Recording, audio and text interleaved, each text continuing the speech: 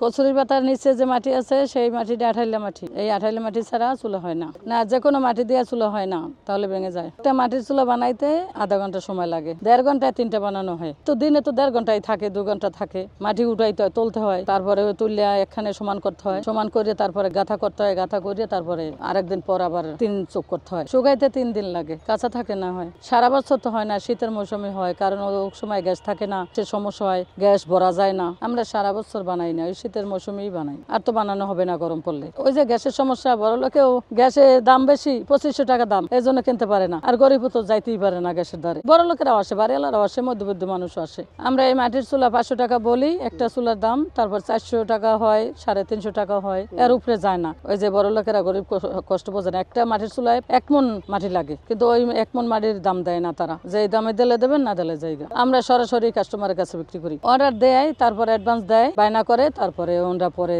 আইয়া নিয়ে আসে। আমরা এক ডিজাইনের চুলা বানাই না, আমরা বিভিন্ন ডিজাইনের চুলা বানাই, যেমন 4 চৌকালা, 3 চৌকালা। ওই যে আমগো 3 চৌকের চুলা সুবিধা, ওতে মনে করেন 20 কেজি চাউলও পাতিলে দেওয়া যায়, চুলা ভাঙে না। যেমন আমাদের 3 চৌকালা চুলা সুবিধা, 20 কেজি চাউল ধরে একটা পাতিলে, ধরলে ওই যে চুলাটার উপরে দিলে চুলাটা ভাঙবে না। আর যেমন 3 চৌকালা চুলা, খাড়া চুলা, নায়ের চুলা, তো পাতিল 20 কেজি চাউল ধরবে না, তাহলে ধরলে ওটা ভাঙে যাইব চুলা। কারণে ওই যে আমাদের 3 চৌকালা চুলা ভালো, যে সিস্টেমই দেখাই দোক আমরা ওই চুলা বানাই দিতে পারবো। চুলা বানানো কঠিন কাজ হয়েছে, কচুরি সরাইতে হয়, কচুরির মধ্যে ময়লা থাকে, সেই ময়লা ফালাইতে হয়, কাঁচি বা খুন্তি আইনে তারপর মাটি কোফাইতে হয়, কোফাইয়া তারপরে উড়ায়। কঠিন কাছে তো হাতে শামুক লাগলে তো হাত কাটতে যাবে, পায়ে শামুক লাগলে কাটতে যাবে, এই জন্য সরাইয়া তারপর উড়াইতে হয় মাটি। আমরা আগে উড়াই দেই, উড়াইয়া কই যে যদি ভাঙ্গে যায় তাহলে আমগো দায় নাই, এটা আপনার দায়। তারা আবার বলে ঠিক আছে, আমগো কাছে যদি ভাঙ্গে তাহলে এটা আপনাকে দায় নাই। আমাদের একটা চুলার মাটি আছে 1 মণ, আমরা 1 মণ উড়াইতে আমাকে 1.5 ঘন্টা লাগে যায়, তাহলে আমগো এটা কষ্ট হয় না। তারপর আবার ওই উড়াইয়ে সিঁড়িতে দেই, এটা তো অনেক কষ্ট হয়। একটা চুলা 1 মণ মাটি আছে, এটা কি জাগান যায়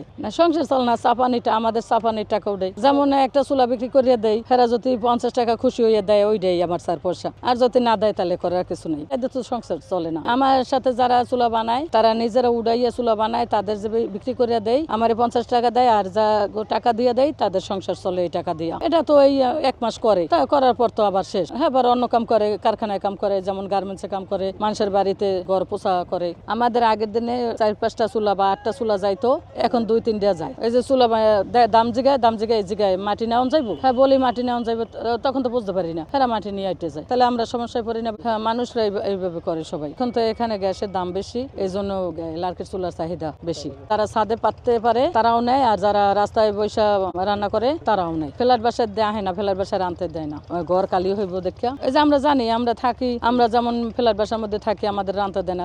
রানতে দিলে তো আমরা একটা চুলা নিতে পারতাম, এত দাম তো গ্যাস আনতে হইতো না। কারণ লার্কের চুলা বানাই করে টাকা বিক্রি করতে আসি, এই চাপানির টাকা হইতে আছে, ওই যাদের বিক্রি করে দিতে আছে এরা সংসার চালাইতে পারতেছে, নাইলে তো সংসার পারতো না চালাইতে। হয়তো মানুষের বাড়িতে কাম করতো, নাইলে কেউ একটা বস্তা টাইনা দিত, নাইলে ওই বাজারে এসা কিছু টোকাই মুকাই নিত, কি করবো, হেও তো চলতোইব। এখন যদি গ্যাসের সংকট বেশি থাকে তাহলে আমাদের জন্য ভালো।